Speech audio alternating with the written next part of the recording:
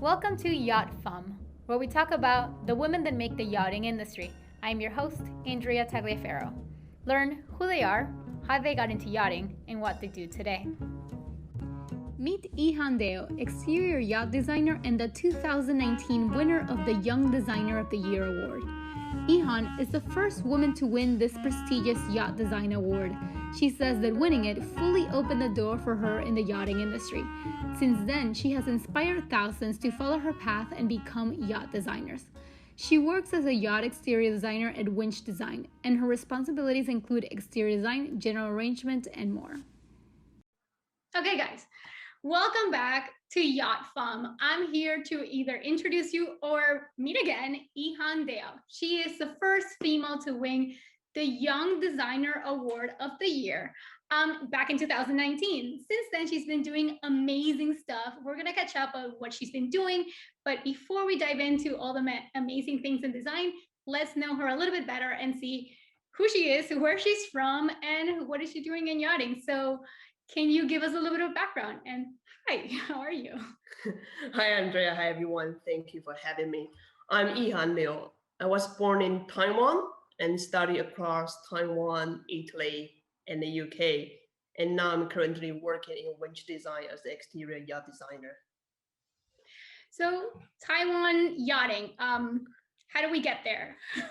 What's the It's story? an How did you island. find yachting? Yes, that's actually very interesting.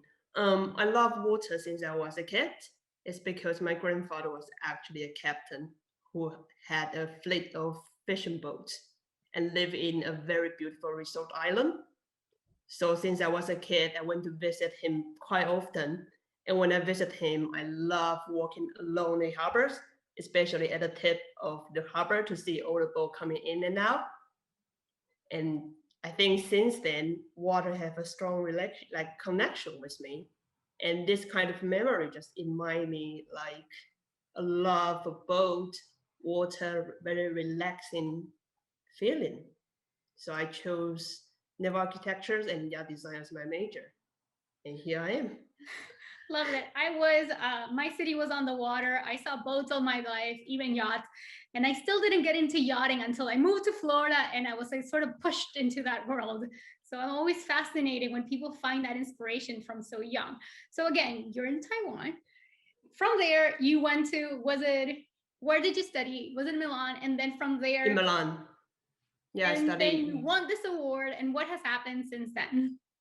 I think actually I studied yacht design in Milan. And after I finished my degree, I work in Milan as a yacht designer as well for almost a year. And I feel like I want to know more because I was at that moment I was a bit struggling about interior design, and I feel very fascinating. I want to learn more, so I went to here, London, to study interior design. And right before I finished my degree, I saw the website Ambo International say about a competition. I'm like, okay, let's give it a try.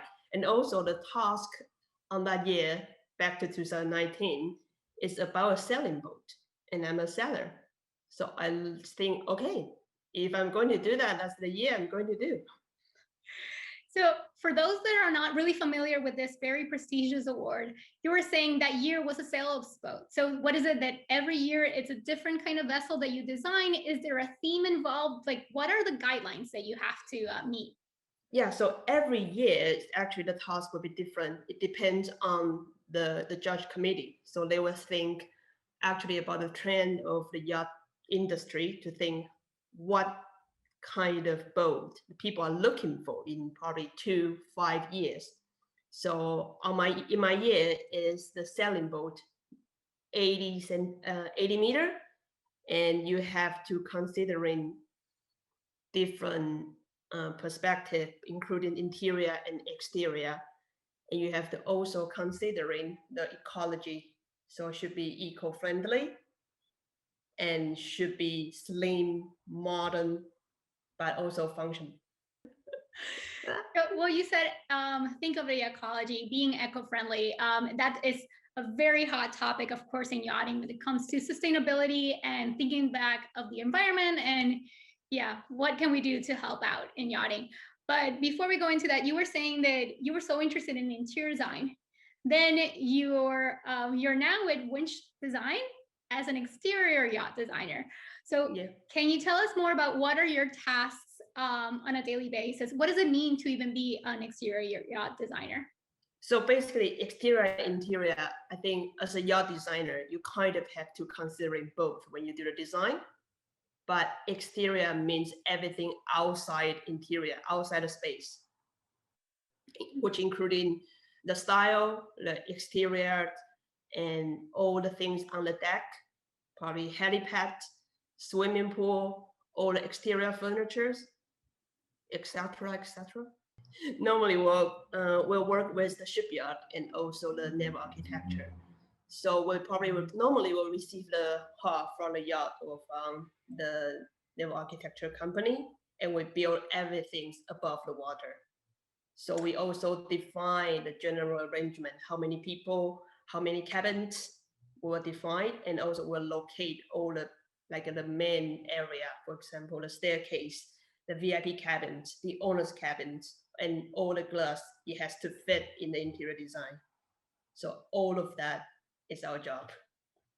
We were talking before we started the conversation that you've been here, pandemic, closed in. How have you guys managed to continue this relationship? We were discussing that you do have to do a lot of back and forth when it comes to designing your teammates. So how have you adapted to that? So since lockdown, we actually working from home, but for some kind of job, for example, like selecting samples, or you have to discuss with the interior designer, is very difficult for us to discuss through the screen, especially you have to do the sketches and you just have to circle this, put a tracing paper and redo everything again, and directly match your exterior design with the interior designer's layout, general arrangement.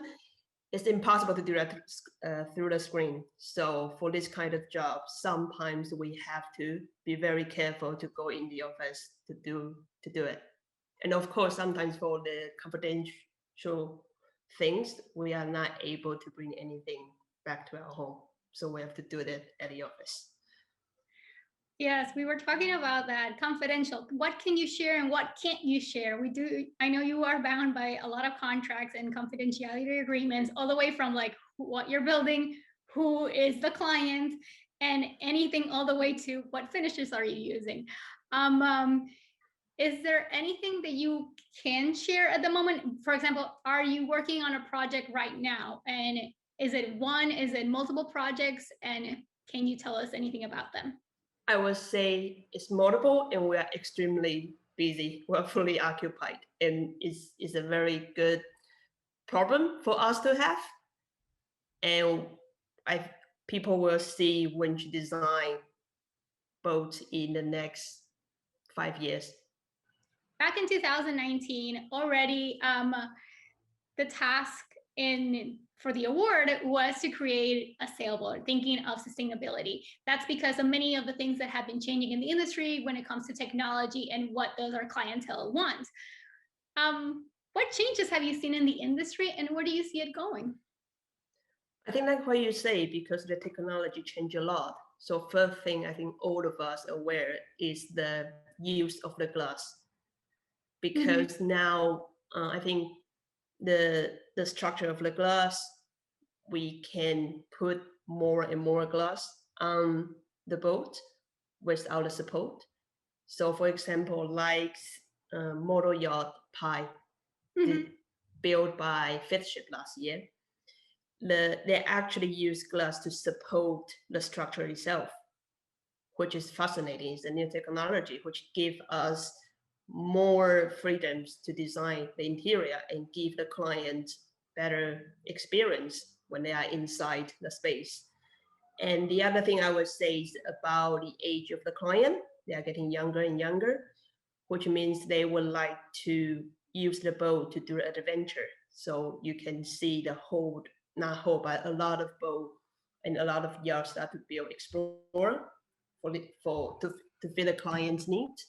So which means they need more tender garage storage area, more water, more fuel, And also you need a space to store all the rubbish and everything else waste you have been using on the boat. So that's totally a different design from the normal within the luxury yacht, just sailing through the tropical area would be. So you were saying we've had a change in clientele. They're getting younger. Because they're getting younger, they also want to do more activities within the boat, with the boat, not just relaxing and lounging around. So that has changed the completely infrastructure of what demands from you. So it seems like what you were describing is more of an expedition yacht. Is that correct? Yeah, it is. So they want to have more special, unique experience instead of just what not normal people, what we thought before, like people want to use the yacht as a luxury experience. They want to use their yacht to explore the world, like to go to the area we are not able to go to. Yeah, it seems like people are changing the Met scene for the Galapagos, and very many different things. I would love to do an adventure on a very luxurious space where I can go back and still be pampered, but do these very outrageous things outside. Yeah, I think back before I joined this industry, I think the reason people buy yacht is actually they want to spend money, they want to enjoy the luxury feeling. But I think recently people like to spend their quality time with their family on a yacht. Mm-hmm. So I think the time and experience is one of the many reasons they want to build a yacht. Correct. Has the pandemic also changed the design requirements for you guys? I heard at some with the Facebook groups and all that they needed now spaces for teaching their kids because we were doing homeschool. Some people were asking to have nurses on board for obvious reasons and health and the pandemic. Has that now changed into something more permanent that is affecting you for the future design, or it didn't? I think temporarily we do receive some requests that the client want to have like a small hospital on the yacht.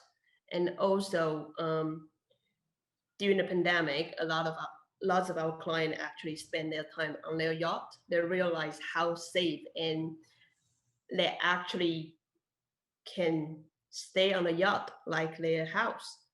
So now they come back, no matter if they charter a boat before or they own a yacht, now they want a bigger space. They want a bigger yacht, or they want to own their own yacht with more personal storage area.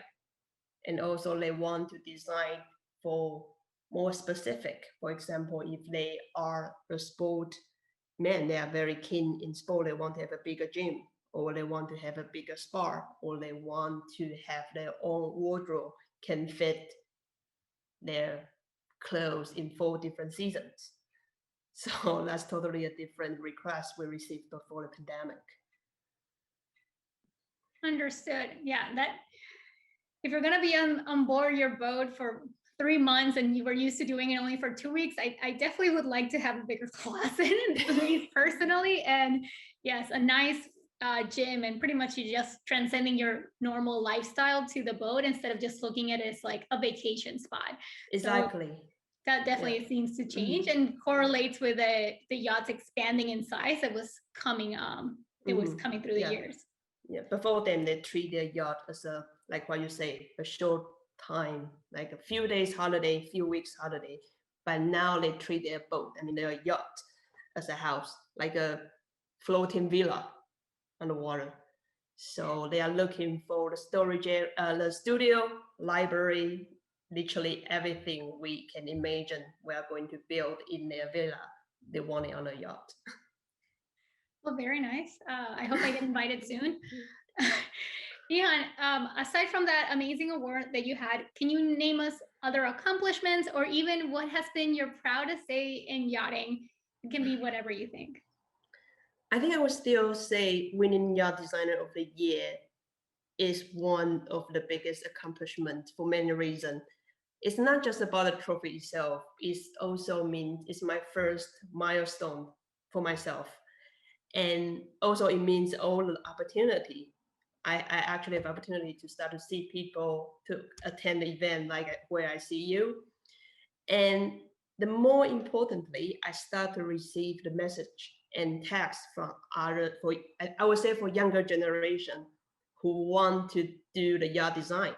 So for example, I will receive a messages asking, hey, I saw your article and I want to be a yacht designer as well. Could you give me some advice? Or if I want to be a be a yacht designer, which kind of a skill I have to prepare? And I feel like my experience actually inspires some people. And that's such a good feeling that you actually have can do something for other people. Because for me, I always believe that you only can imagine as far as you see. Mm-hmm. For example, like before I know I can become a yacht designer, I never know that doing a yacht or design a yacht can be a job until I saw, for example, like Andrew Winch, or I saw Pascal Raymond, like, okay, actually a girl can be a yacht designer. Yeah. So I think that winning this award actually, I hope, gives some people like, oh, if she can do it, I probably can do it too.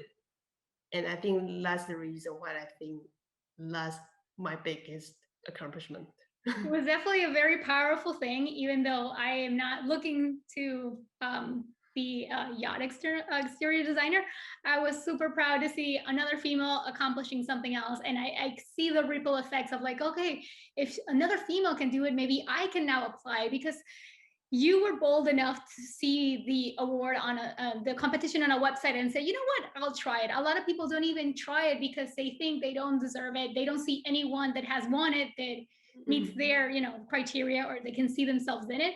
So I think already competing really helped a lot of people. Even winning it, even more. I was super happy. I hadn't even met, it's like, oh my God, I can't wait to meet her. So I'm one of those people that wrote her on social media. Yeah, one of my mentor actually like tell me, I mean, when we are chatting, she say like, just always ask yourself why not, instead of why I'm going to do it. So actually, when I saw the website, when I saw the competition task, yes, I was nervous and I was asking myself, can I do it? But what I'm going to lose? It's no harm you're going to join it. And also you can put that as a portfolio. And the most important thing is I'm actually enjoying doing it. I think doing that during the process is one of the most enjoyable things I've ever had. Again, congratulations again. I'm so Thank happy you. for you. You were saying you get a lot of people now reaching out to you, seeing as someone of a wealth of knowledge that could inspire or even guide them into what do I have to do to become you and lead into your footsteps, right? So I think you may have already have an answer to this. If you were starting yachting now, what advice would you have for yourself? I would say admit you don't know, listen, and ask. Because when I just joined after I graduate, of course, especially my first job, I was so scared to ask people and say, I'm sorry, I don't know. But if you pretend you know, then you mean that you refuse the opportunity for other people to teach you or to discuss with you. So I would say, yes, that kind of feelings always you always have you're always scared this kind of feeling. But until you ask, people can't help you. And until you ask, you will never know. So I think that's very important. And also listen how other people do, what other people do, and how they solve the problem is very important. I really like how you say, if you don't ask, you're not giving people the opportunity to tell you. So when you think of it, it was just like, I'm robbing you instead of selfishly give me knowledge. It's just like, you are dying to share your knowledge. I'm just giving you the chance to share it. I love that. Can you tell us something that we may not know yet about you? Maybe an interest or a hobby, something you want to share? Okay, I think, yes, I'm a water person, but I also love mountain climbing and I do meditation and I'm a dog person. And you're a dog person? Nice. What kind of climbing are you doing? Climbing in the UK, or do you go home to do climbing? No, I hope I can do that after lockdown, but I did most of my mountain climbing back in Taiwan. Really? Oh, Yeah. interesting. With my family, you feel like you isolate everything and you become so small when you face the mountain and face the natural. Before we wrap up, is there anything you want to share with us? Anything how we can follow you or something? I think you can easily find me in Instagram. So if you want to ask me any question, you want to share with me, I love discuss with people. I love sharing the idea with people. You always can find me there. And also, if I have any new design, I will post there too. Thank you so much for taking the time and talking to us. Thank you, Andrea, and thank you, everyone. It's really good to talk to you. Thank you so much for listening to Yacht Femme. If you like what you heard, please like, subscribe, and comment. Your comment will help us reach a broader audience. And don't miss the next episode. Bye!